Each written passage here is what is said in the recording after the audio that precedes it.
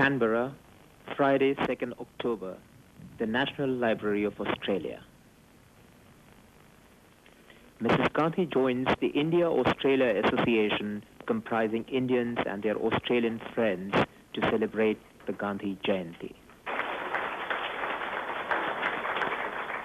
The President of the Association, Mr. Tulpule, welcomes Mrs. Gandhi. Professor Lowe, Your Excellency High Commissioner Sharmaji, distinguished guests, ladies and gentlemen, it gives me great pleasure to welcome you here on this auspicious occasion of Gandhi Jayanti on behalf of the India-Australia Association of Canberra. The Indian community in Canberra and our association is small. Although we lack the numbers, we represent a cohesive group who has aspired to the highest ideals and embrace our community responsibility with enthusiasm and enterprise.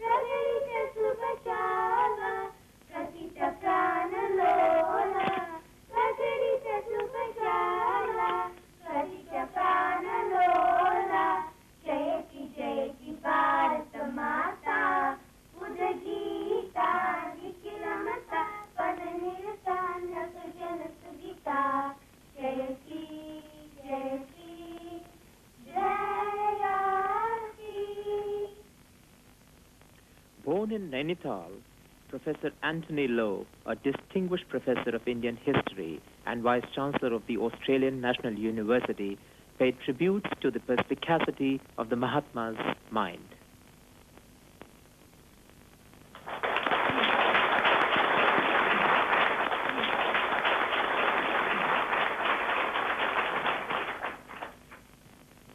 Prime Minister, High Commissioner, Mr. President, friends.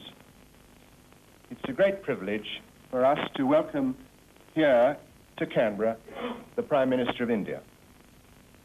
There is greater interest in Australia, ma'am, in India, than is perhaps widely appreciated. And may I give one example of this from my own quarter, the universities, and my own discipline, history. There is scarcely a university in this country, Prime Minister, in which some aspects of the history of India cannot be studied. Indeed, I have no hesitation in saying that there is more Indian history taught in the universities of Australia per head of the student population than in any other country in the world outside the subcontinent itself. It's a particular pleasure for me to join you, Prime Minister, and this distinguished audience in the Gandhi Jayanti celebrations for 1981. And I do not say this lightly. You, ma'am, knew Gandhiji personally. As a historian, I know him only at second hand. But even at second hand, the greatness that was Gandhi comes through in the documents that a historian reads. Now, there may not be many private persons in this country, Prime Minister, who have been accumulating over the years a personal set of the collected works of Mahatma Gandhi, which the government of India has been publishing. But the Vice-Chancellor of the Australian National University is one of these. It's a very great privilege to stand here and pay a very modest tribute to the Mahatma's memory. And I hope I have said enough to indicate that I do so in a personal and heartfelt manner. And I hope, too, that I may be allowed to do so in this way more largely on behalf of all the assembled company. Jai Hind.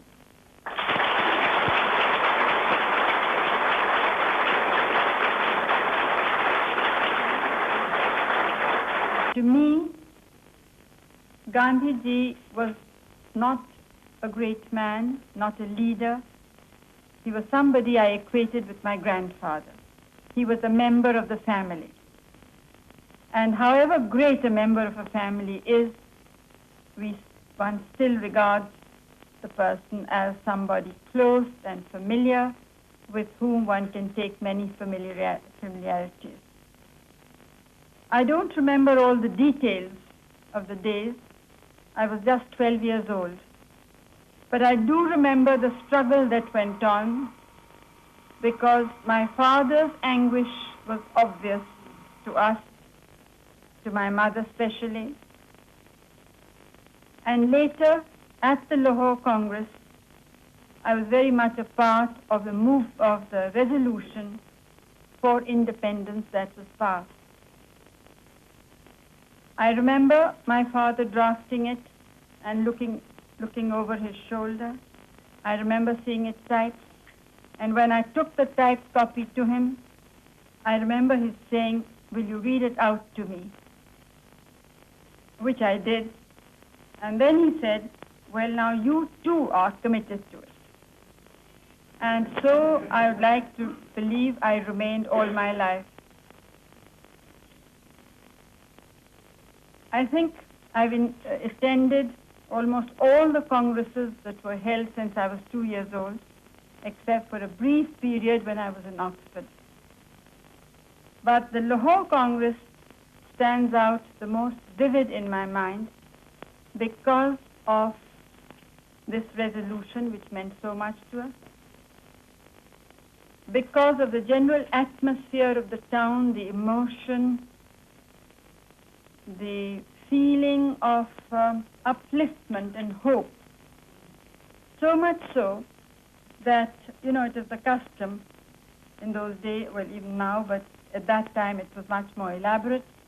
The president of the Congress, the president-elect, was taken out in a procession.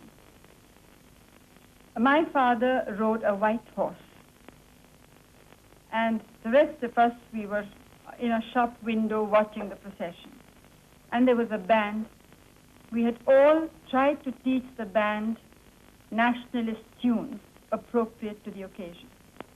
But when my father's horse passed, they were so moved by emotion that they played what they thought was the best tune of all, and that was "God Save the King."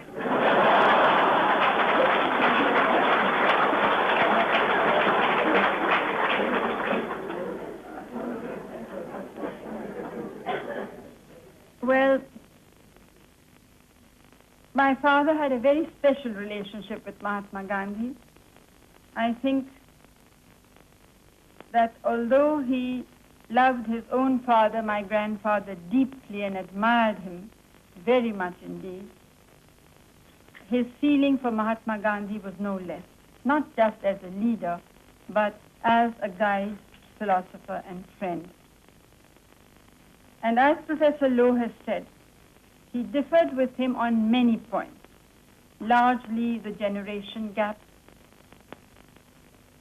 not just in age, but in habits of thinking, in a manner of seeing things, just as many of us see with our own children. But just as Gandhiji made an effort to try and understand my father, so did my father try to understand Gandhi, which didn't prevent him from arguing with him. He did on every possible subject where he didn't agree. And in fact, on one occasion, when Mahatma Gandhi had gone on a fast, and my father thought that his life was far too precious to be sacrificed for that particular cause, and he thought that it would do no good at all. But finally, when the fast succeeded, my father, who was then in prison, and so was Mahatma Gandhi in another prison, telegraphed to him, I don't remember the exact words, but something that you are a musician and you could see things which the rest of us couldn't see, and therefore you took the right action. The great Mahatma Gandhi was a great man, but we use the word great about so many people. We in India think there was something very special about him. Not only was he great as a man, because he himself was of a high moral rectitude. He had his pulse, he has his finger on the pulse of the people. If he listened to my father or to the younger generation, it was not merely because the younger generation was saying it, but because he felt that this is what the people want. And even if he thought differently, he had to agree to it. We have kept what we consider the very essence of Gandhiism, which is firstly tolerance. Tolerance of the views of others, a sympathetic, trying to understand the other person's point of view, trying to solve problems through discussions and talks, and avoiding violence. Our entire movement was nonviolent. But in Gandhiji's words, nonviolent did not mean that you didn't hit a person or shoot him. It certainly meant that. But it also meant that you should not harbor hatred or bitterness in your mind. Two great lessons, apart from nonviolence, which he gave us, was not to be afraid. Can you imagine that a country like India, which had been so long suppressed, where the people were not only desperately, abjectly poor and miserable, but humiliated in every possible way, the language, their culture, everything was suppressed. How could they rise up without weapons, without money, without anything at all? He just gave us the call, and by us, not just me, not just people like me who lived in towns, who'd had the opportunity of education and so on, but the ordinary, unlettered peasant, man and woman,